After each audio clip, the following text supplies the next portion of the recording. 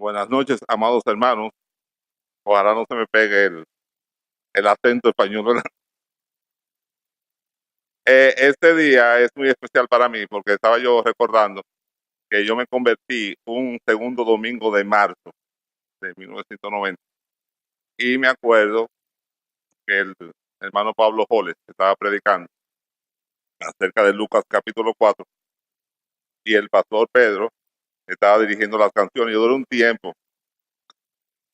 tiempo pensando que el pastor Pedro era el hijo mayor del hermano Pablo, porque como eran blanquitos y rubios los dos, pero pensé eso. También me acuerdo el hermano Genaro Valdés, porque me invitó. Ya yo había ido con un amigo mío, Paní, que es ortopeda, la IBCJ, durante un buen tiempo, pero fue en esa iglesia que yo tomé mi decisión por el Señor. Me acuerdo que tenía un polo blanco con unas ribetas azul marino aquí en el cuello y un pantalón azul marino y me senté adelante. Y me acuerdo también que la hermana Betania me dio un gran abrazo de felicitaciones y el hermano Víctor Martínez fue que nos entró al cuartico de la biblioteca para orar con nosotros. O sea que eso fue un segundo domingo de marzo de 1990, al lado de la panadería Azul, hace mucho tiempo, 29 años. Bueno, este es un pasaje que a mí me gusta muchísimo y es uno de mis versículos preferidos y yo siempre lo tengo en la mente, que es Proverbios 21-26. Vamos a leer desde el 25, pero vamos a hacer más énfasis en el 26b, y que yo compartí una vez hace mucho en un devocional de los profesores de escuela dominicana. Dice así la palabra. Dice, el deseo del perezoso le mata porque sus manos no quieren trabajar. Aquí en todo el día codicia, pero el justo da y no detiene su mano. Esa parte es que queremos hacer hincapié, pero el justo da y no detiene su mano. Vamos a orar. Señor, le damos gracias por esta tarde, noche. Usted nos ha permitido estar de nuevo en su casa, casa de edificación, casa de donde venimos a aprender de tu palabra, donde venimos a cargar las pilas para poder, Señor, poner en práctica lo que tú nos dices en ella, Señor, para vivir para tu gloria y tu honra, haciendo tu voluntad. Gracias, Señor, por nuestro pastor Pedro y por nuestro pastor Yadín, Señor, bendícelos grandemente. Y gracias, Padre, por esta amada iglesia, Señor, que en 29 años que tengo hoy en la fe, Señor, ha estado conmigo en todos los momentos importantes de mi vida, desde mi graduación de médico, mi boda, los eventos de salud de patria que han sido fuertes, Señor, en todo. Esta iglesia nos ha sostenido, ayudado y nos ha dado tanto, Señor. Gracias por ello, Señor. Bendice este tiempo, Padre, en el nombre de Jesús. Amén. Bueno, el libro de Proverbios, como ustedes saben, es un libro escrito por Salomón. Dice la palabra de Dios que Salomón escribió muchos proverbios, pero aquí no están todos, sino lo que el Señor quiso. Y el libro de Proverbios significa ser como. O sea que es como un manual de cómo debe ser el carácter de un creyente.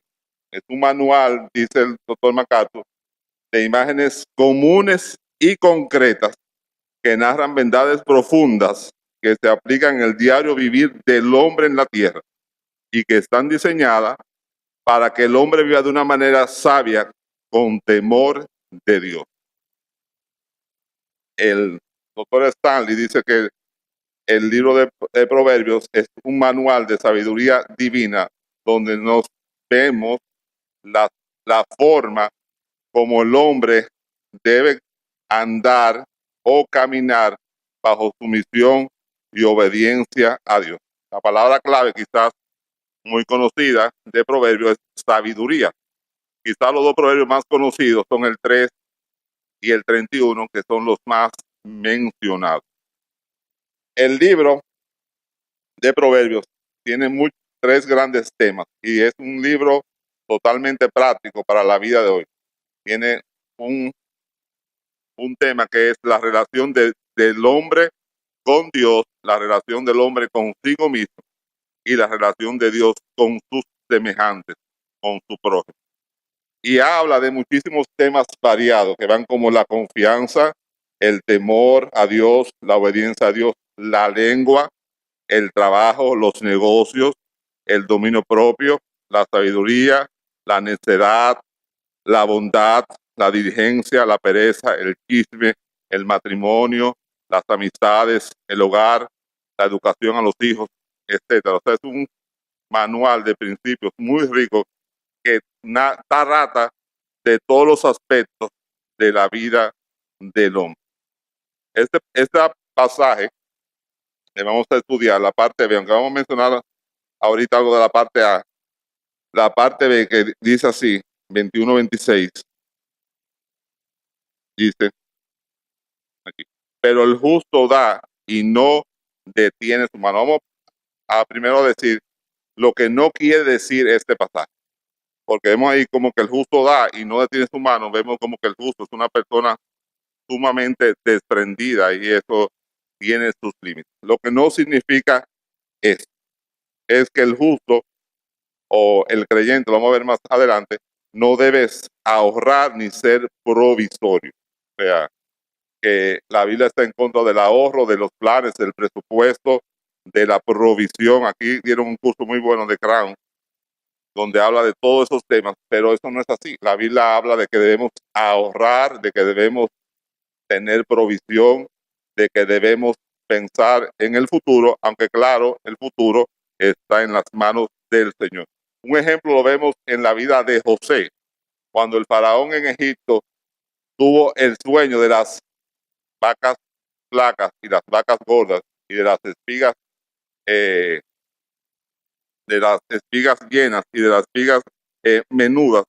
Vemos claramente ahí que José le dice al faraón lo siguiente, dice, por tanto, provéase ahora faraón de un varón prudente y sabio y póngalo sobre la tierra de Egipto.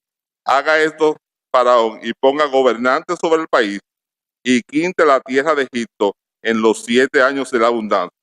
Y júntense toda la provisión de esos buenos años que vienen y recojan el trigo bajo la mano del faraón, para mantenimiento de las ciudades y guárdenlo. Y esté aquella provisión en depósito para el país hasta los 7 años, para los 7 años de hambre que habrá en la tierra de Egipto, y el país no parecerá de hambre.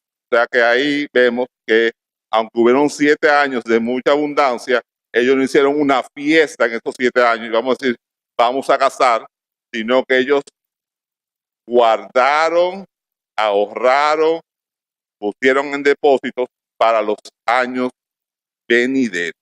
O sea que la Biblia enseña claramente acerca de que no debemos estar así sin sabiduría, sino que debemos ahorrar. También el mismo proverbio dice, poniendo el ejemplo de la hormiga, dice que la hormiga prepara en el verano su comida y recoge en el tiempo de siega su mantenimiento. La hormiga, aunque un animalito insignificante, es muy sabio, porque cuando hay mucho recoge para que cuando no haya tenga cómo sostenerse. O sea que este versículo no está diciendo que todo hay que dar, no, hay que ahorrar y hay que tener realmente un equilibrio. Por otro lado, este versículo tampoco enseña que hay que dar todo, o sea que somos como una llave abierta, ¿verdad? Que hay que darlo todo, incluso lo que no tenemos, debemos darlo y que debemos dar a todo el mundo sin sabiduría. Y eso no es así. La Biblia enseña claramente que todos los recursos que tenemos, sean materiales o no, son del Señor, le pertenecen a Dios y que debemos hacer uso correcto de esto con sabiduría bajo los principios de la palabra de Dios para promocionar la gloria de Dios y extender su reino aquí en la tierra. Pablo es muy claro en eso. cuando le dice a los tesalonicenses, oye, los que no trabajan, que no coman. Me está diciendo, los que no trabajan, denle, mientras tanto, no, que no coman. Le dice Timoteo, también Pablo a Timoteo en cuanto a las viudas jóvenes, no les dé a las viudas jóvenes, dale a las viudas que son de verdad. Porque lamentablemente vivimos en una sociedad donde hay muchas personas oportunistas, aprovechadas, abusadoras, que se aprovechan de que el creyente, entre comillas, debe dar y se mantienen ahí pegado a uno para sacarle todo y no. Dios dice que debemos dar con sabiduría. Vamos a ver eso con más detalle más adelante. El verbo dar, que es el núcleo de esta oración, dice, pero el justo da y no detiene su mano, es el primer verbo que aparece, significa lo siguiente: entregar, donar, regalar, otorgar, conceder, facilitar, proporcionar, ofrecer, conferir, ofrendar, dispensar, impartir. En otras palabras, un creyente debe ser, bajo los parámetros de Dios, una persona desprendida y generosa. Una persona que entienda que nada es nuestro y que todo se queda y que lo temporal y lo terrenal no tienen ningún valor sino lo eterno y lo celestial. Y que entiendan que el valor de las personas no está en los bienes y en la posición que tengan, sino en su relación con el Señor, que es lo más importante. Lo opuesto a dar es quitar, robar o despojar. Entonces, ¿qué debemos dar? Bueno, aquí, por el contexto, habla de cosas materiales, como dinero, cosas así, pero lo que debemos dar es muy amplio. No terminaríamos hoy viendo en la palabra todo lo que debemos dar, pero sí el creyente debe tener una actitud de dar. ¿Qué tú debes dar? Lo que Dios te ha dado. A mí Dios me dio un consultorio, entonces yo doy un servicio médico. Por ejemplo, si te dio un carro, tú das transporte. Si te dio dinero, tú das dinero bajo los parámetros de Dios, ¿verdad? Para la obra del Señor. Si te dio un don espiritual, dice la palabra que tú debes ministrarlo a los demás. Si te dio una facilidad de hacer algo, tú debes usar eso para la gloria de Dios. La cuestión es que el creyente debe estar dando. Yo siempre recuerdo una hermana que apreciaba mucho, se llamaba Mildred Román, que ella tenía mucha limitación. Y ella era amiga mía y de patria mía, por mucho tiempo. Y ella no podía dar muchas cosas, pero esa llamada en los cumpleaños, ella lo daba. O sea, eso era lo que ella podía dar. Y cuando tú hablabas con ella, tú salías edificado por sus palabras, por sus consejos, por su saludo afectuoso, por su cariño. Eso es lo que ella podía dar. Ella no tenía recursos, ella no tenía carro, ella no tenía cosas que dar, pero daba y lo hacía con un gozo tremendo. O sea que eso es lo que es dar. Ok, eso es lo que debemos dar. ¿A quién debemos dar? Bueno, eso lo vamos a ver más adelante, pero debemos dar prácticamente, en primer lugar, a nuestra familia y en segundo lugar, al pueblo de Dios. Dice la palabra de Dios que el que no provee para su familia es peor que un impío y ha negado la fe. Y el pastor Pedro ha dicho, y hemos hablado mucho en esta iglesia, que nosotros somos un cuerpo y que los hermanos y sus necesidades, como son mis hermanos, también son mis necesidades y que yo debo dar para eso. Ahora, ¿por qué razón debemos dar? Yo saqué de este versículo 3 razones de por qué el creyente debe dar. La primera razón es porque es consecuente con de quiénes somos o a quién nosotros pertenecemos. Dice ahí, pero el justo da. Bueno, la persona más justa del universo es Dios. Entonces nosotros debemos dar porque somos hijos de Dios, porque el propósito de nosotros es imitar a nuestro Señor y andar en sus caminos y andar imitando lo que hace nuestro Señor. Dios es el ser más justo, es tan justo que en su amor que Él tenía al mundo, Él tuvo que enviar a su Hijo Jesucristo, que fue sin pecado, para que su justicia quede satisfecha. Y dice la palabra de Dios, al que no fue pecado, por nosotros se hizo pecado, para que nosotros fuésemos hechos justicia de Dios en Él. O sea que si estamos hablando de justicia, de justo, el más justo es Dios. Cuando nosotros nos convertimos en hijos de Dios, entonces nosotros nos vamos a encauzar en parecernos, en conocer y en deleitarnos en Dios. Entonces, una persona justa es una persona aquí en la tierra, no solamente que está justificada, sino una persona que está conociendo y andando como Dios quiere, como Él se revela en su palabra. Y también Dios, dice ahí el justo da, Dios es el gran dador. Eso no lo podemos perder. Todo lo que tenemos y lo que somos lo hemos recibido de la benéfica mano de Dios. Desde la salud, la vida, todo. O sea, solamente estar aquí de pie hoy es una dádiva de Dios. Dios es el gran dador. En Santiago estudiamos en la escuela dominical que dice toda buena dádiva y todo don perfecto proviene de Dios.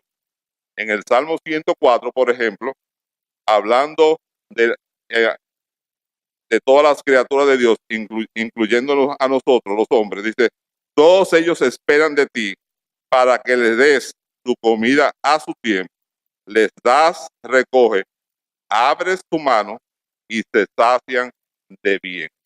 O sea, si nuestro Padre es el gran dador, nosotros sus hijos debemos ser personas que demos. Estamos acostumbrados a recibir y a que nos den, pero el cristiano es un ser contrario a lo que se enseña, es opuesto, es un ser que debe dar.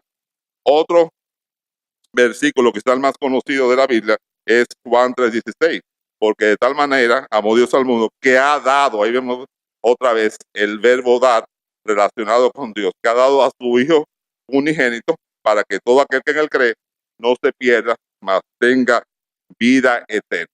En Efesios también dicen, en Efesios dice que Él nos dio vida a nosotros cuando estábamos muertos en vuestros delitos y pecados. O sea, ahí también vemos que a Dios dando. En Hechos 17, cuando Pablo va a Atenas a predicarle, cuando él habla de Dios, dice, Él es quien da a todos vida y aliento y todas las cosas. Un creyente que nos da es un creyente que va en contra de la naturaleza de Dios. Y dice la palabra de Dios que nosotros somos participantes de la naturaleza divina. Así como Dios es un dador, nosotros también debemos dar. Entonces, en segundo lugar, no solamente debemos dar porque eso va en congruencia con de quién somos, sino también eso va de acuerdo con quiénes somos. El creyente es el único que es justificado y es justo por la sangre de Jesucristo. Pero a mí, yo estaba investigando este versículo y ese justo no es solamente habla de la justificación de la salvación, sino ese justo es una persona que vive la justicia práctica, o sea, que practica en su día a día la justicia como parte de su vida, como parte de su actividad diaria. Porque la justificación en mi caso ocurrió hace 30 años ya aproximadamente. Pero, aunque yo tengo eso presente siempre, pero aquí se habla de una justicia práctica. Por eso dice, por ejemplo, Mateo 6:33, muy conocido por todos, mas buscad primeramente el reino de Dios y su justicia. Dice también el mismo proverbio que estamos leyendo en el verso 3, vamos a leerlo ahí. Dice, hacer justicia y juicio es a Jehová más agradable que sacrificio. Por ejemplo, Pablo le dice a Timoteo, a un joven pastor, pero tú sigue la justicia en primer lugar. O sea que estamos hablando de una vida que practica la justicia, que hace lo correcto, lo recto, así como nuestro Padre es justo y ama la justicia, entonces los hijos debemos andar y amar y caminar en justicia. Por la otra parte, como vimos que Dios es el gran dador, también a nosotros se nos manda a dar. Dice la palabra de Dios, por ejemplo, en 2 de Corintios 9, que Dios ama al dador alegre. Dice Pablo en Hechos 20 que el Señor Jesucristo dijo, más bienaventurado es dar que recibir. Dice Mateo, por ejemplo, Mateo 8, dice, dad de gracia lo que de gracia recibiste. Los salmos y el libro de Proverbios están llenos de acciones de dar al creyente, al huérfano, a la viuda, al pobre, al enfermo, al menesteroso. O sea que la Biblia está llena de que el creyente debe ser un dador, un dador. El creyente del siglo XXI es un recibidor, pero la Biblia dice que el creyente es un dador. Yo le creo más a la Biblia que a la sociedad moderna de hoy, ¿verdad? Eso. Entonces dice, la Biblia también está repleta de personas que dieron, por ejemplo, Job era una persona que cuando estaba al principio bien daba y también al final de sus días también daba. Por ejemplo, el rey David, Abraham, muchísimas personas de la Biblia se ven claramente dando a los demás. El Señor Jesucristo es el ejemplo máximo. Él vivía día tras día dando alimento a las personas, dándole salud, dando la salvación, dando las buenas nuevas, dándose al otro y no pensando en sí mismo, sino que él vivió para dar. O sea, hermanos, que una persona tacaña, agarrada, no tiene parte, no parece un cristiano para mí. Porque el cristiano es una persona que da. Y por otro lado, una persona que se aprovecha y que le gusta recibir, o sea, una persona aprovechada, oportunista, recostada y abusadora, tampoco es una persona que se está comportando como un creyente. Porque el creyente no está para recibir, está para dar. ¿Qué tú puedes dar? Lo vamos a ver más adelante. Digo, lo vimos ahorita. Lo que tú tengas. No hay que tener mucho. Solo hay que dar. En tercer lugar, ya vimos que dar es consecuente con de quién somos, que es de Dios, quiénes somos justos y dadores. Y en tercer lugar, dar es consecuente con quienes no somos, Nosotros vivimos en una sociedad totalmente opuesta a Dios. Eso es bueno recordarlo, porque la sociedad está bajo el príncipe de este mundo, que es Satanás. O sea, lo que está allá afuera no viene de Dios. Definitivamente, eso lo enseña la palabra. O sea, que la filosofía y los patrones de este mundo no vienen de Dios, sino del mundo. El mundo en que estamos es un mundo egoísta, materialista, separatista, o sea que no le importa lo que le pase al otro. Y eso no es lo que vemos en la palabra de Dios.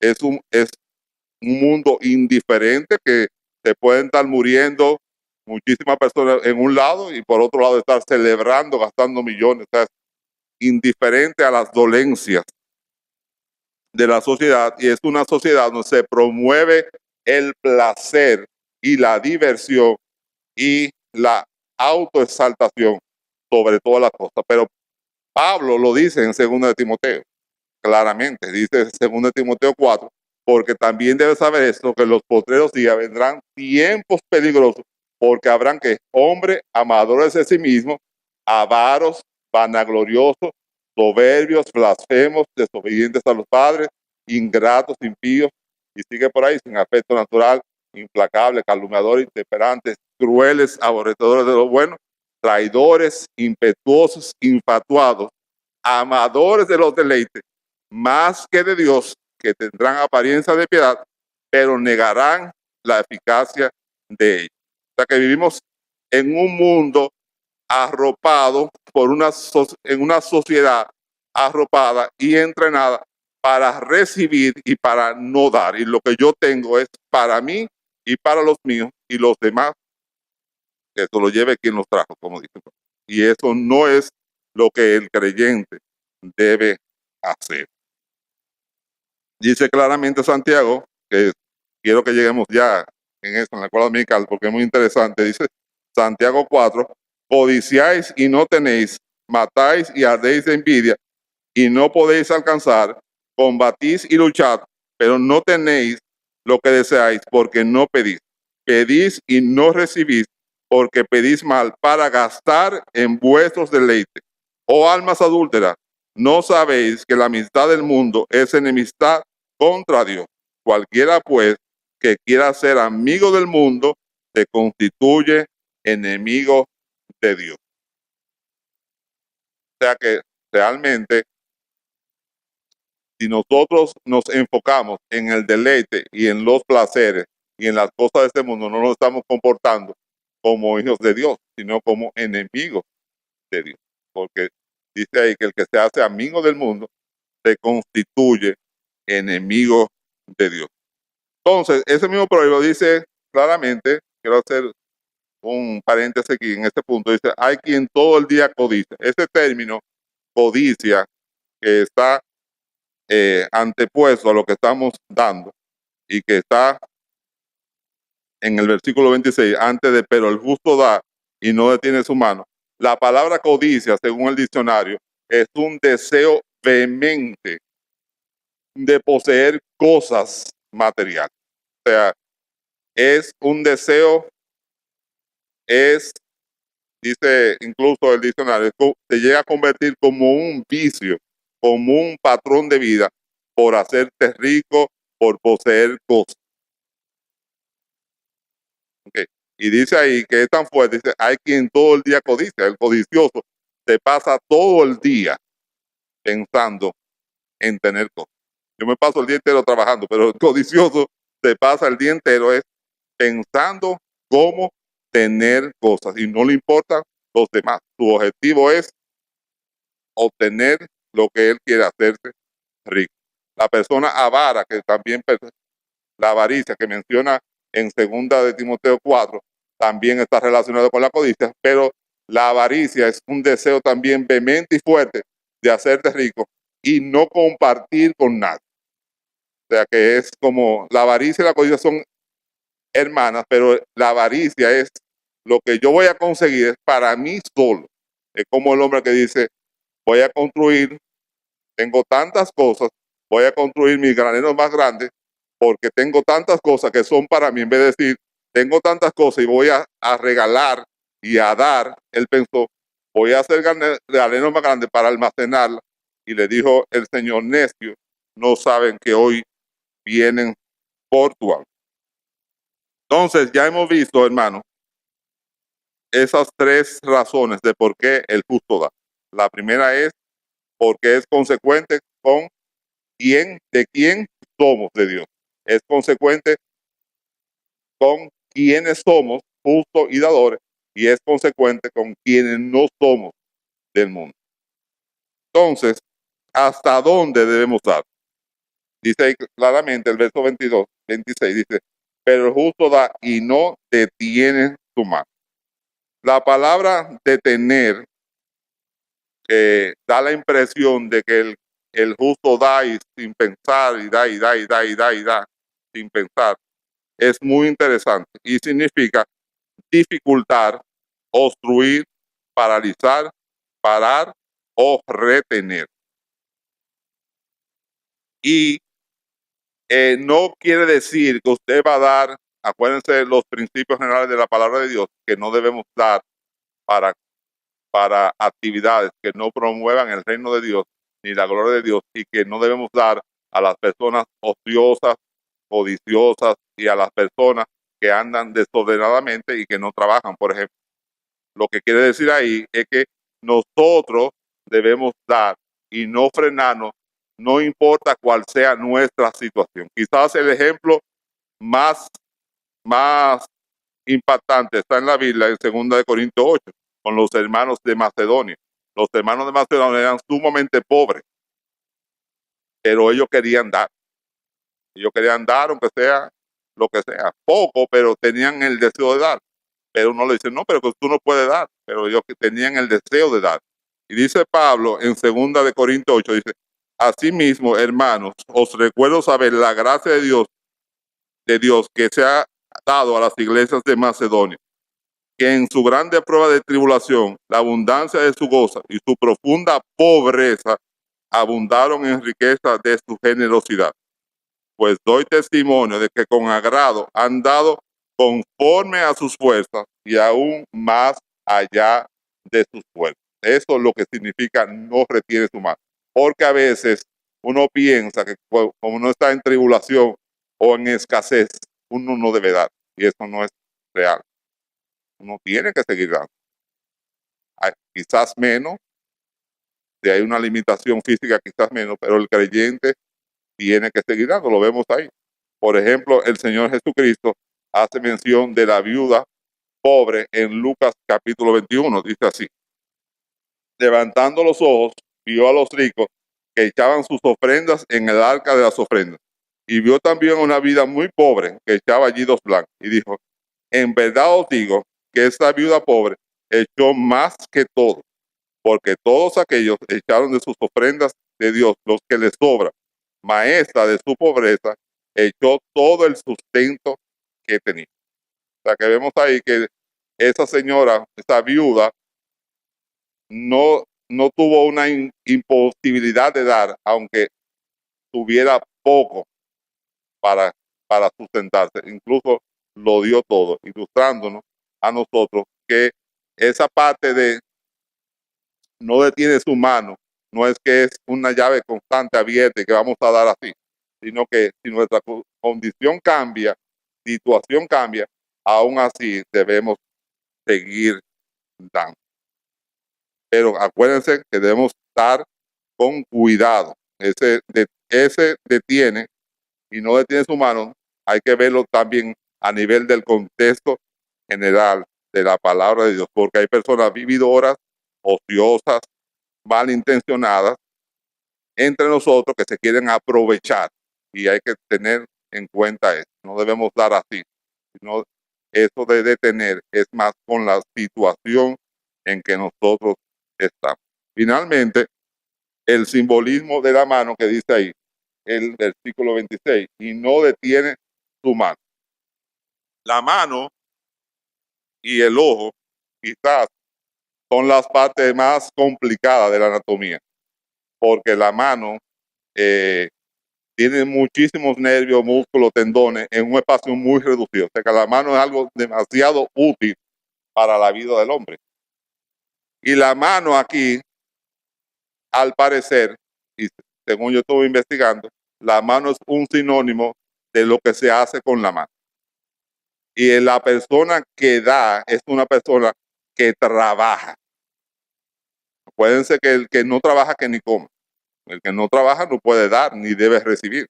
Pero dice ahí, no detiene su mano. La mano es un símbolo o un signo de el trabajo. El trabajo es la manera que Dios ha permitido y está desde antes de la caída del hombre. En Génesis 2 se ve que Dios puso a Adán a trabajar en el huerto y a nombrar los animales. Desde ese entonces, el trabajo, que es un sinónimo de la mano, es el medio, el método que Dios ha usado para darnos nosotros los bienes que hoy tenemos y que vamos a dar más adelante. O sea, una persona que no trabaje no puede dar, tampoco debe recibir, mi opinión, pero, a menos que tenga una limitación específica. Pero una persona que no trabaje no debe dar, porque el trabajo es la manera como Dios ha permitido que nosotros consigamos los recursos necesarios para vivir, para suplir nuestras necesidades y para dar a los demás. También la mano es un sinónimo de transparencia y de sinceridad. Cuando yo doy algo, generalmente yo tengo algo agarrado, yo lo doy, yo abro la mano y la mano mía se ve. O sea, que cuando yo doy, debe ser el resultado de un trabajo transparente, de un trabajo honrado, de un trabajo sincero, de un trabajo que le agrade a Dios. A Dios no le gustan los negocios turbios, ni los negocios ilícitos, eso no va con su persona, ni con la palabra, ni los negocios dudosos, nada de eso. No queremos cosas así entre nosotros, sino de un trabajo honesto, honrado, que traiga gloria a Dios, que se ajuste a las normas del país donde vive, a que se paguen los impuestos, que se haga todo decentemente y en orden, como dice la palabra de Dios. Y en tercer lugar, la mano es un sinónimo no solamente de dar, sino también de recibir. Cuando yo abro mi mano para dar, estoy abriendo para recibir de aquel que es rico en todos los recursos, que es Dios. Y mientras yo voy dando, voy recibiendo de Dios. Cuando yo cierro el puño para no dar, lo estoy cerrando también para no recibir de Dios. O sea que la mano es un sinónimo también, una mano abierta que da, es un sinónimo de una mano que también recibe de Dios. Entonces, hermanos, este era el breve estudio que le quería traer de este versículo, que es uno de los que más me gusta a mí de la palabra de Dios. Y vamos a hacer un resumen ahora de esta parte B, donde dice, pero el justo da y no detiene su mano. Lo que no significa es que no ahorremos. Y tampoco significa que lo demos todo sin sabiduría y sin tener en cuenta los principios de la palabra de Dios. Acuérdense lo que significa dar. Dar es otorgar, dar es conceder, facilitar, desprenderse. Una persona creyente debe ser una persona generosa, desprendida, que entienda que todo lo que tenemos se queda y que todo lo que tenemos le pertenece a Dios y que es para compartir con los demás. Debemos dar por tres razones, porque es consecuente con de quién somos. Dios es el ser más justo y es el gran dador del universo. Debemos dar también porque eso demuestra quiénes somos. Nosotros somos practicantes de la justicia y Dios nos manda a dar. Y en tercer lugar, cuando damos, demostramos de quiénes no somos. El mundo nos enseña a ser egoístas, a pensar en nosotros mismos, a ser materialistas, a disfrutar la vida, a que lo mío es mío y mío y mío y mío, pero la palabra de Dios está en contra de eso. Entonces, nosotros como creyentes debemos ir contrario al mundo. Después vimos el término no retiene su mano y no detiene su mano, y ese detiene no es que no se para en dar, sino que no se para en dar, no importa cuál sea su situación. Cuando tengan problemas con este versículo, piensen en la iglesia de Macedonia, que era muy pobre y muy atribulada, y sin embargo, gozosamente dio para la ofrenda de los santos. Y por último, vimos el significado de la mano, que es el significado de un trabajo honrado, de un trabajo que agrada a Dios, de un trabajo transparente, o sea que sabemos de dónde viene eso, de dónde vienen esos recursos que vienen con la bendición de Dios, de un trabajo apegado a las normas de Dios y a las normas del país donde usted está viviendo. Y en tercer lugar, vimos que la mano es un sinónimo también de recibir.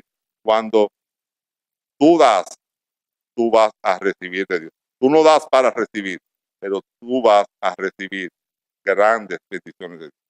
Amén. Que el Señor le bendiga.